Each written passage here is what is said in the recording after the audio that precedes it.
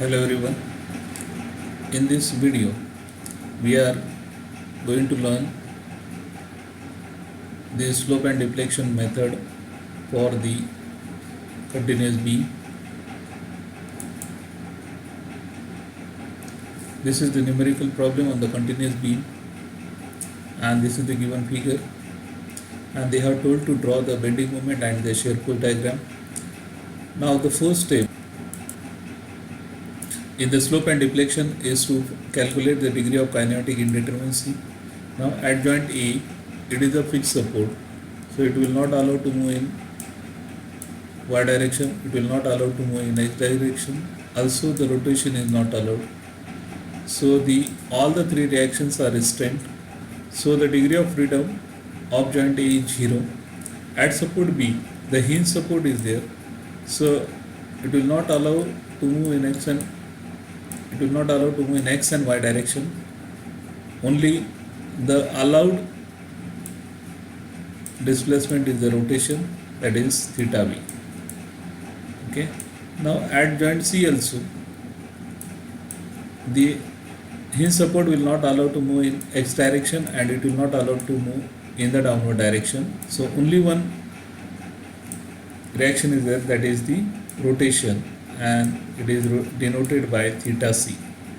Okay, so the total degree of kinematic indeterminacy for the given beam is 2, that is theta b and theta c. Now next step in slope and deflection method is to calculate the fixed moment. Okay, so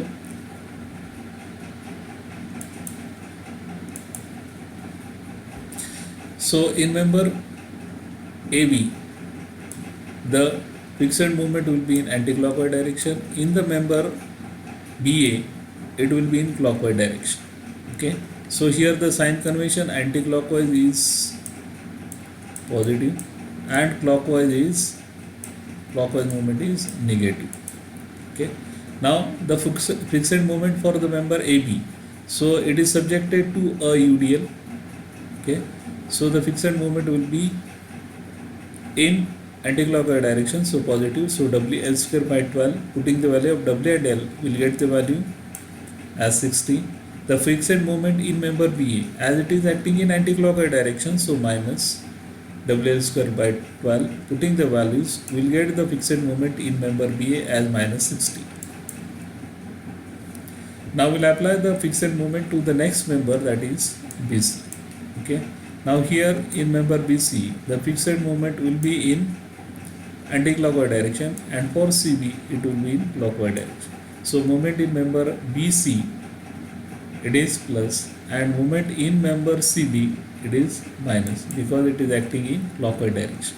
So here the fixed moment for both the member, it will be the same. It is WL by 8. Okay, so W, it will be same because the point load is acting at the center. So 80 into 4 upon 8 equal to 40. So fixed moment in member BC is 40, as it is acting in anti-clockwise direction. The fixed moment in member CB, it is acting in clockwise direction, so minus 40. Okay, the moment in member CD, okay, as the portion CD is the cantilever, so the moment in member resisting moment will be in anti-clockwise direction, because this movement will be in clockwise direction. Okay, so to reduce this clockwise movement, so there is a anti-clockwise movement in member CD in opposite direction. Okay, so this movement in member CD is nothing but the force into the distance. So 40 into 2, so that value is 80. So here it is positive because this resisting moment is in anti-clockwise direction, so plus. So total restraint moment at C, okay, it is now for member CD. For member CD it is 80 plus, and for member CB it is minus 40. It is for member CB is minus 40. So minus 40 plus 80, the value is 40. Now next step is to apply the slope and deflection equation. So we'll apply the slope and deflection equation for the first member AB. Okay.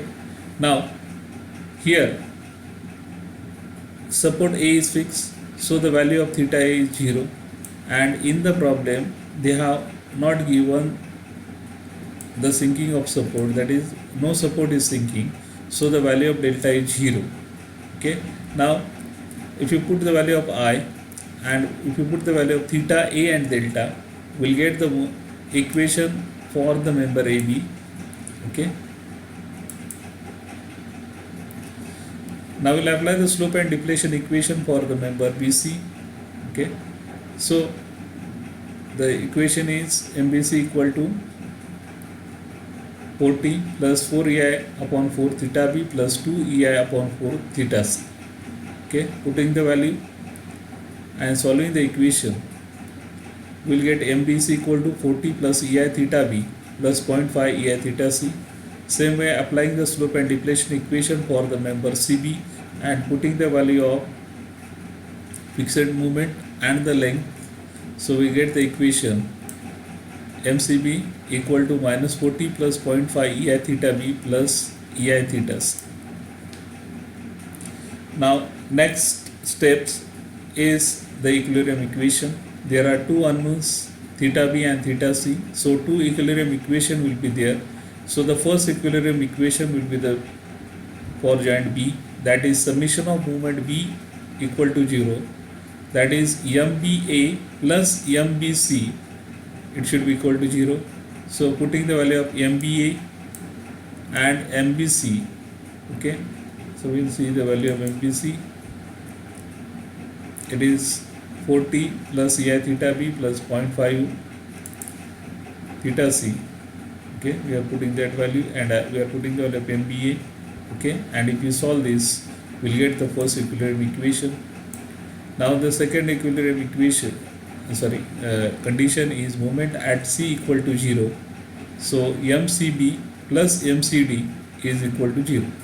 So the value of MCB, the value is minus 40 plus 0.5 EI theta B plus EI theta C, and the value of MCD is 80. In the first step we have find out the value of MCD is 80. Okay, so putting the value of MCB and MCD,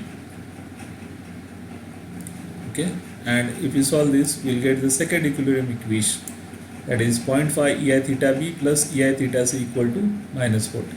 Now solving these two equation 1 and 2, so we get theta B as 19.14 upon EI and theta C equal to minus 49.56 upon EI. Now putting that value of EI theta B and EI theta C in the slope and deflection equation to get the moment of the different members.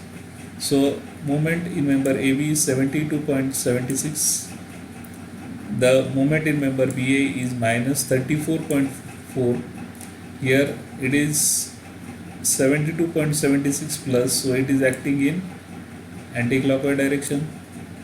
Here the value is minus, so this moment will act in clockwise direction.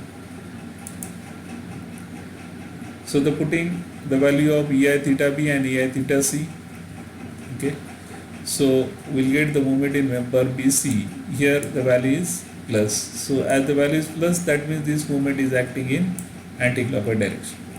So moment in member CB is minus 80, minus 80 means it is acting in clockwise direction, and moment in member CD is positive, so it is acting in anti-clockwise direction and the value is 80.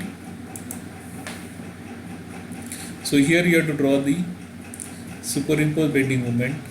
Already I found out the moment in member AB, that is 72.6. Okay. Now we have found out the moment in member BA is minus 34.4 and moment in member BC as plus 34.4. So whether it is negative or positive, you have to show in the upward direction. Now the moment in member CB, it was minus 80 and moment in member CD it was plus 80. Okay. Now you have to draw the free bending moment diagram. Now in member AB it is subjected to a UDL. So here the moment will be WL square by 8. So value of W is 20 and value of L is 6. If you solve that, WL square by 8 will get the value 90, and you have to show by the second degree curve. Okay. Now here the load is acting at the center. Okay. So here the free bending moment will be WL by 4. So value of W is 80, value of L is 4, and if you solve this you will get the value 80. Okay. And this is the superimposed bending moment diagram.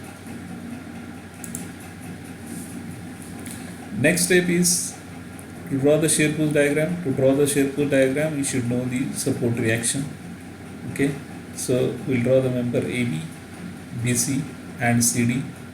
Now, first we will find out the reaction due to the given loading. So here the load is UDL. So here reaction at the support will be WL by 2. So if you put the value of W and L, we'll get the value 60. Now here the load is acting at the center. The support reaction will be WL by 2. So 80 into 4 divided by 2. So we'll get the value. Sorry, it is a point load. So the reaction will be W by 2 at the support. So the 80 divided by 2, it will be 40. Now here the portion CD is the cantilever. So whatever the point load is acting, that will be equal to reaction, but it in opposite direction. Here the load is acting downward, so here it should act in upward direction. Okay, so this were the reaction due to the given load. Now you have to find out the reaction due to the unbalanced movement. Now we know that movement in member AB is 72.76 acting in anti-clockwise direction. Okay. Now movement in member BA is 34.4. It is minus 34.4, so it is acting clockwise direction. Okay. Now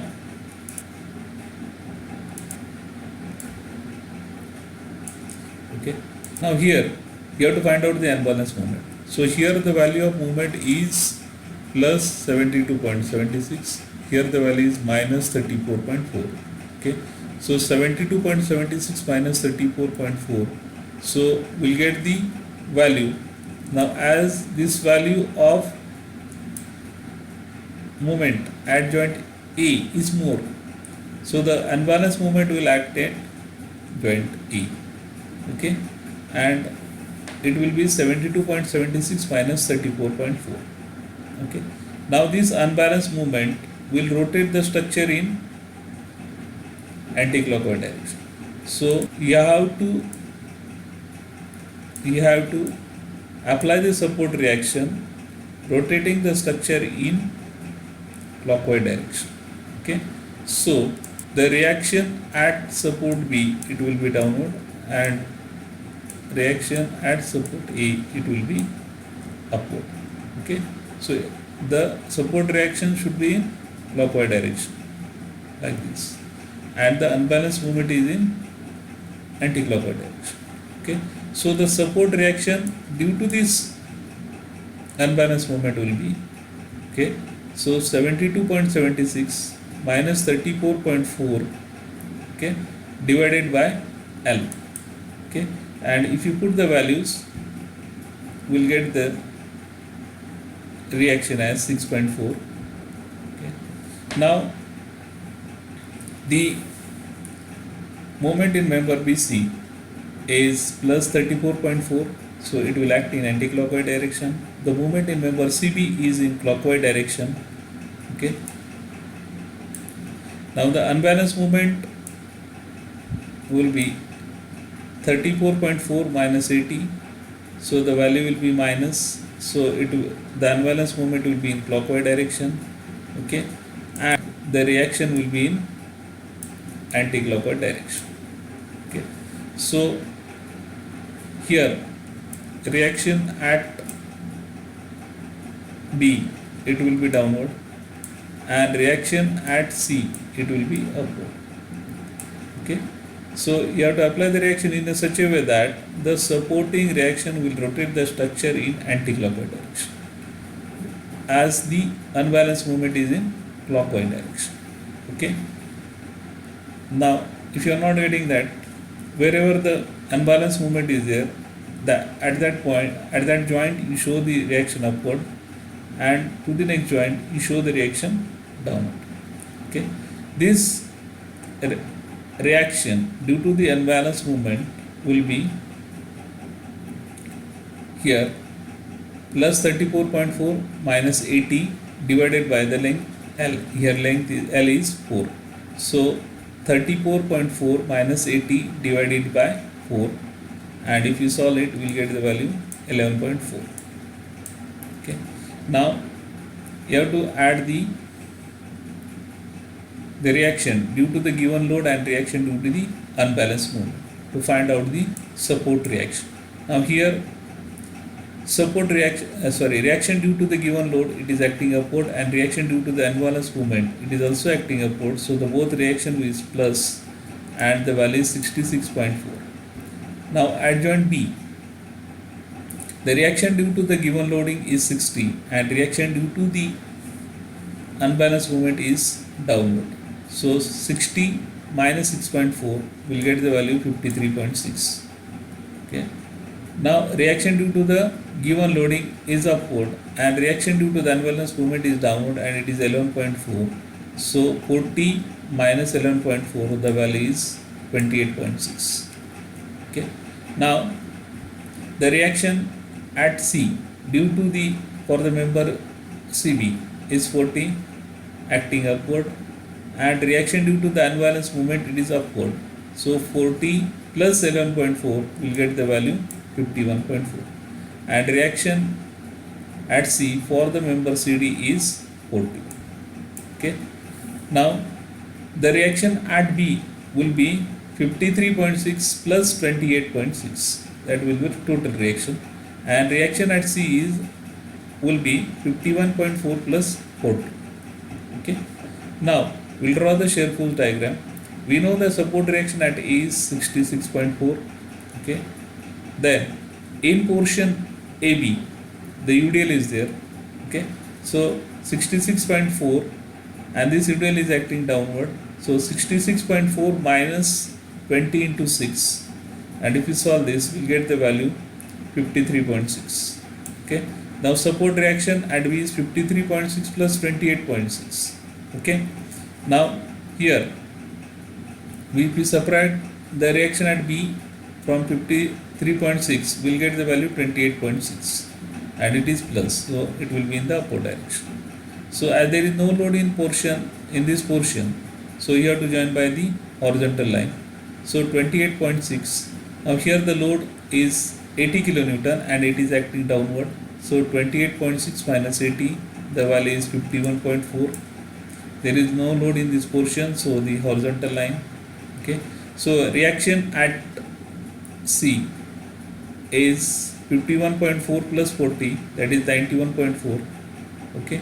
So 91.4 minus 51.4 will get the value 40. There is no load in the CD, so join by the horizontal line. Here the load is 40, it is acting down. Okay. So this is the shear force diagram for the given beam. Thank you.